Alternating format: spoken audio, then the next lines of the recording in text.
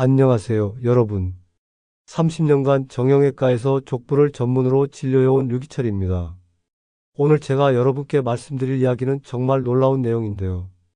발바닥에 생긴 작은 굳은 살 하나가 여러분의 무릎과 허리를 망가뜨리고 있다는 사실을 아시나요? 많은 분들이 굳은 살이야 뭐 대수롭지 않지 하고 넘어가시는데 저는 30년간 수많은 환자들을 진료하면서 정말 깜짝 놀란 사실을 발견했어요. 발바닥 굳은 살의 위치만 봐도 그 사람이 어떤 질병을 앓고 있는지, 앞으로 어떤 문제가 생길지 거의 정확하게 예측할 수 있거든요. 여러분 혹시 이런 경험 있으세요?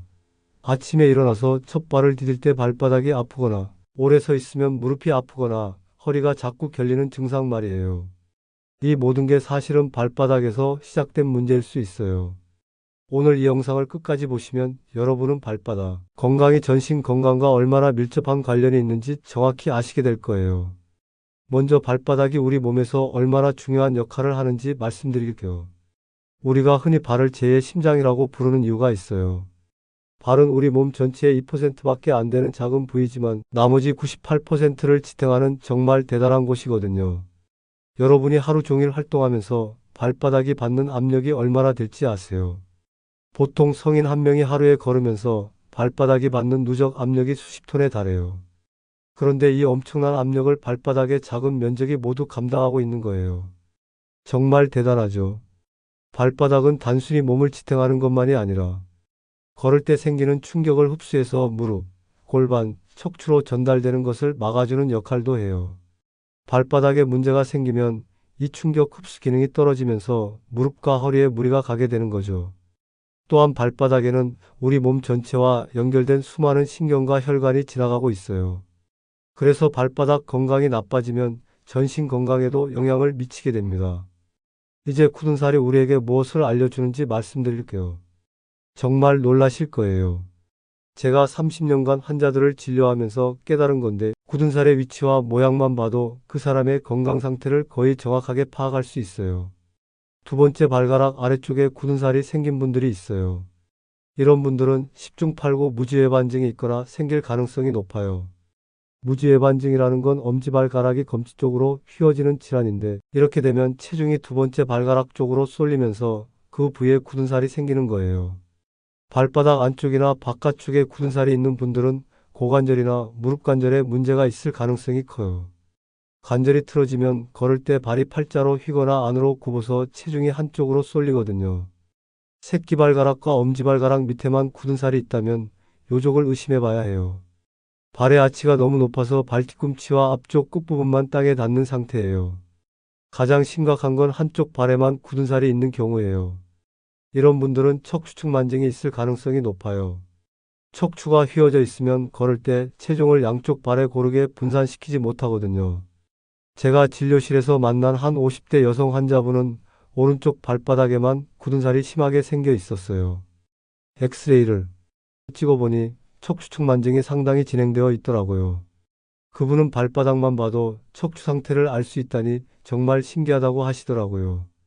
요즘 특히 많이 늘고 있는 질환이 촉저근막염이에요. 정말 심각한 수준으로 증가하고 있어요.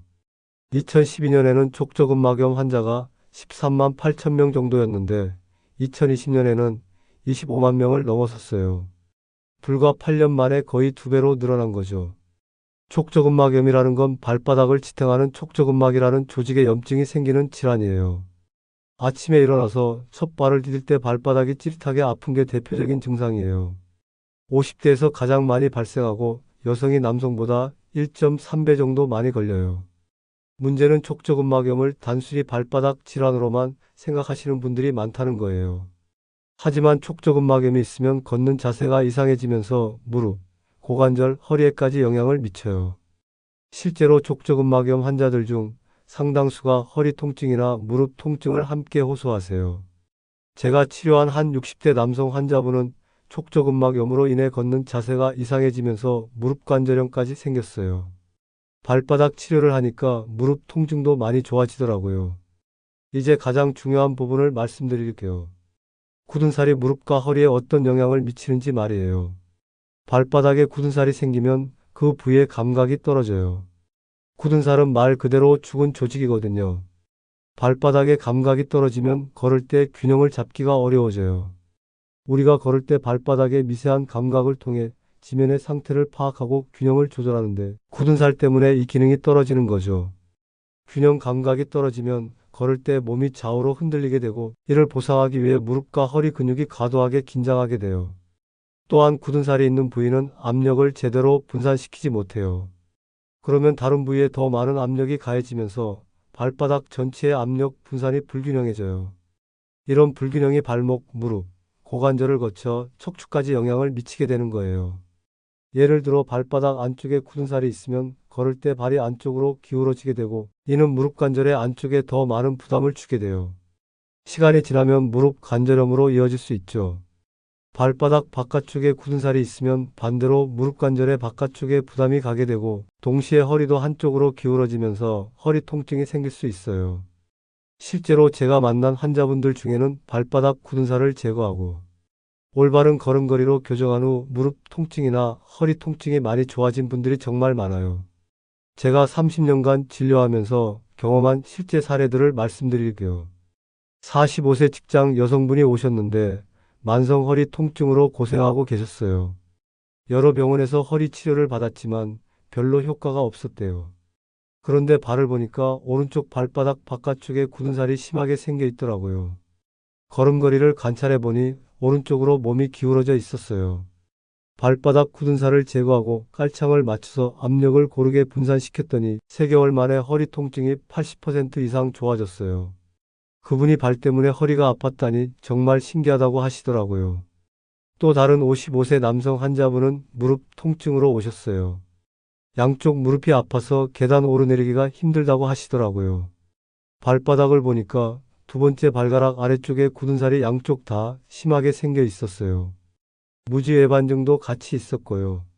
무지외반증 교정과 함께 굳은 살을 제거하고 발가락 운동을 시켰더니 무릎 통증이 많이 줄어들었어요. 68세 할머니 한 분은 자꾸 넘어지신다고 오셨어요. 평형 감각이 떨어져서 걸을 때 불안하다고 하시더라고요. 발바닥을 보니까 굳은 살이 여기저기 불규칙하게 생겨 있었어요. 발바닥 감각이 많이 떨어져 있는 상태였죠. 꾸준히 굳은 살을 관리하고 발바닥 감각을 회복시키는 운동을 했더니 걸을 때 안정감이 많이 좋아졌어요. 32세 젊은 여성분은 발목을 자주 삐끗한다고 오셨어요. 특별한 이유 없이 평지에서도 발목을 삐끗해서 고생하고 계셨거든요.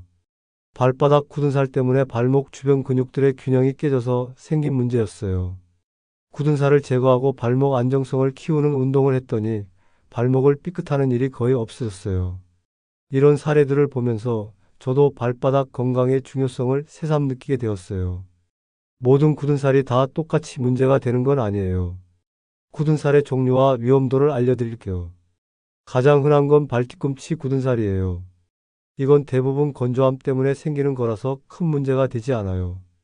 보습 관리만 잘 해주시면 돼요. 문제가 되는 건 발바닥 앞쪽이나 가운데 부분에 생기는 굳은 살이에요. 특히 한 부분에만 집중적으로 생기는 굳은 살은 반드시 원인을 찾아야 해요. 티눈과 굳은 살을 구분하는 것도 중요해요. 티눈은 중심에 핵이 있어서 누르면 아프지만 굳은 살은 넓은 면적에 걸쳐 있고 상대적으로 아프지 않아요. 하지만 굳은 살도 두꺼워지면서 그 밑에 있는 조직을 압박해서 통증을 일으킬 수 있어요. 굳은 살의 색깔도 중요해요.